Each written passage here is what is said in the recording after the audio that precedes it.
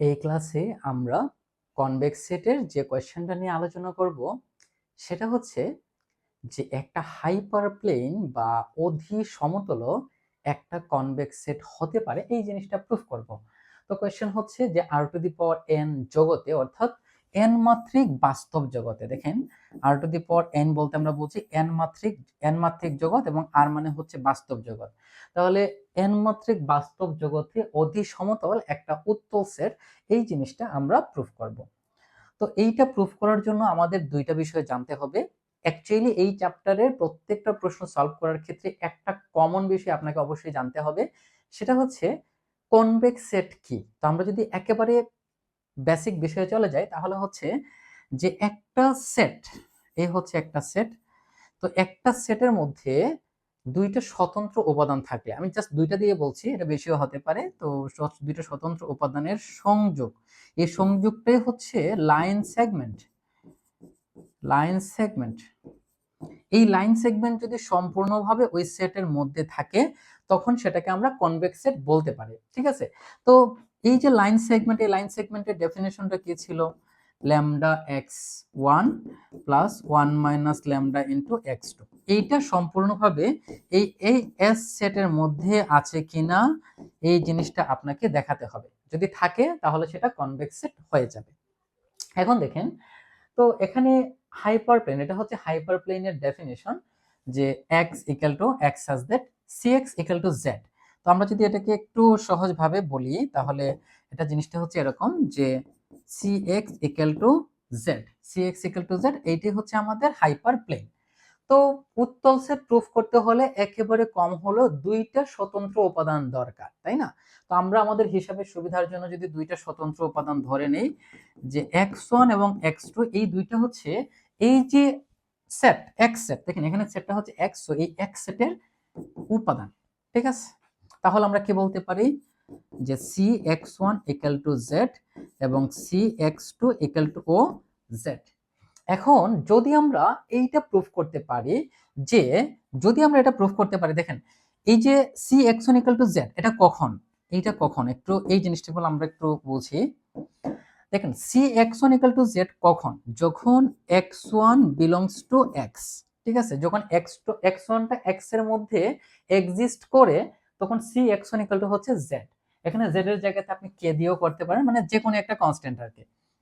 আবার আপনার cx2 equal to z কখন? যখন x2 বিলংস টু x। এখন যদি আমরা এই জিনিসটা প্রুফ করতে পারি যে x3 বিলংস টু x, যদি এই জিনিসটা আমরা প্রুফ করতে পারি তখনই আমরা বলতে পারবো যে এটা একটা কনভেক্স সেট, ঠিক আছে। অর্থাৎ ইনডাইরেক্টলি বললে cx3 ইকুয়াল টু z, এই জিনিসটা প্রুফ যদি আমরা করতে পারি তখনই সেটা হয়ে যাবে convex set. So convex set proof করার জন্য আমাদের মিনিমাম দুইটা এলিমেন্টের প্রয়োজন হয়। সো আমরা প্রথমত দুইটা এলিমেন্ট ধরে নিব যে x সেটের, দেখেন x এর দুইটা স্বতন্ত্র বিন্দু, দেখেন এই যে x সেট, এই x সেটের দুইটা স্বতন্ত্র বিন্দু হচ্ছে x1 x2, বিকজ এই x1 এবং x2 কখনোই সমান হতে পারবে না। ওকে, তাহলে এই যে cx1 ইকুয়াল টু z এবং cx2 ইকুয়াল টু z। এখন দেখেন আমরা ধরে নিলাম এই যে x3, আমরা ধরে নিলাম x3 সমান হচ্ছে এত, মানে হচ্ছে এই যে আমাদের লাইন সেগমেন্ট, দেখেন এই যে লাইন সেগমেন্ট, একটু আমরা লিখি, এই যে আমাদের লাইন সেগমেন্ট, এই লাইন সেগমেন্টটাকে আমরা ধরে নিয়েছি x3, ঠিক আছে।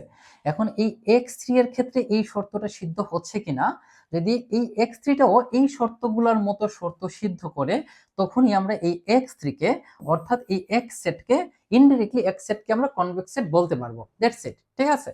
তো আমরা ধরে নিলাম যে x3 সমান ল্যামডা x1 আমরা এই কারণে নিয়েছি কারণ এখানে দুইটা বিন্দু নিয়েছি x1 x2, 1 minus lambda into x2, যেখানে 0 less than equal lambda less than equal 1। আপনি চাইলে এখানে এটা লিখতে পারেন এবং ল্যামডা স্কেলার, যদি নাও লিখেন সমস্যা নেই, ল্যামডা এমনিতেই স্কেলার। এখন এটাকে আমরা একটু সাজিয়ে লিখব। তাহলে দেখেন আমাদের যেহেতু এখানে cx1, মানে আমাদের মূল টার্গেটটা কি ছিল, একটু আগে বলেছিলাম মনে আছে, যে আমরা cx3 সমান z, এই জিনিসটাকে প্রুফ করার চেষ্টা করব। সো আমরা x3 এর সাথে c কে কি করব, গুণ করে দিব। তো শুধু c এর সাথে তো আর গুণ হবে না, সম্পূর্ণ অংশটার সাথেই গুণ হবে। তাহলে এখান থেকে আমরা লিখতে পারি, দেখেন সি এক্স থ্রি সমান ল্যামডাকে বাইরে নিয়ে আসলাম আর সি এর সাথে এক্স ওয়ানকে গুণ করলাম প্লাস 1 মাইনাস ল্যামডা সি এর সাথে এক্স টু কে গুণ করলাম সি এক্স থ্রি। এখানে ভেক্টর চিহ্ন দিলেও হবে, না দিলেও হবে, সমস্যা নেই। আচ্ছা, তাহলে দেখেন ল্যামডা এই যে সি এক্স ওয়ান, এই সি এক্স ওয়ান সমান কিন্তু জেড। সো জেড এখানে আপনার সি এক্স টু, হ্যাঁ টু, এটা আমি 3 দিয়ে দিয়েছি। এই সি এক্স টু সমান হচ্ছে জেড, তাহলে 1 মাইনাস ল্যামডা ইন্টু জেড। এই যে দেখেন জেড মানে এই অংশ থেকে আর কি। এখন এটাকে যদি আমরা ক্যালকুলেশন করি, lambda Z plus Z minus lambda Z, তাহলে দেখেন এটা এটা কাটা যাবে, হয়ে গেল জেড। তার মানে এখান থেকে আমরা কি পেয়েছি, C X three equal to Z. তো C X three equal to যখন জেড হবে, দেখেন সি এক্স থ্রি যখন জেড হবে তখন অবভিয়াসলি এই এক্স থ্রিটাও এই এক্স এর মধ্যে এক্সিস্ট করবে। সিম্পল বিষয়, কারণ আমরা আগে বলেছিলাম যে যদি সি এক্স ওয়ান সমান জেড হয়, এটা কখন হবে, যখন এক্স ওয়ানটা ওই এক্স অর্থাৎ এই অধি সমতলের একটা বিন্দু হয়। তো যেহেতু আমাদের সি এক্স ওয়ান সমান জেড, সি এক্স টু সমান জেড, এই সেম প্রসেসে সি এক্স থ্রি সমান জেড হয়ে গেল, সো আমরা বলতে পারি যে আর to the power N A যে অধি সমতলটা ছিল অর্থাৎ এই এক্স, এটা হচ্ছে কনভেক্স সেট। এখন চাইলে আপনি এটাকে খুব সুন্দর করে এভাবে সাজিয়ে গুছিয়ে লিখতে পারেন, সমস্যা নাই। এখানে সি এর নিচে কিন্তু ভেক্টর চিহ্ন নাই, ঠিক আছে? সি এর নিচে ভেক্টর চিহ্ন যদি থাকে তাহলে দিয়ে দিবেন, সমস্যা নেই, থাকলে দিয়ে দিবেন, এখানে দিলে এখানে দিয়ে দিবেন, সমস্যা নেই। তো এই যে দেখেন জেড, সো এটা শর্ত সিদ্ধ করে, সো আমরা বলতে পারি যে অধি সমতল একটা উত্তল সেট। তো একেবারেই সহজ বিষয়, আপনি জাস্ট মূল কনসেপ্টটা যদি ধরে নিতে পারেন তাহলে আশা করি খুব সহজেই আমরা এটাকে সমাধান করে ফেলতে পারবো, ঠিক আছে? এখানে সমস্যার কিছু নাই, আশা করি একেবারেই ক্লিয়ার।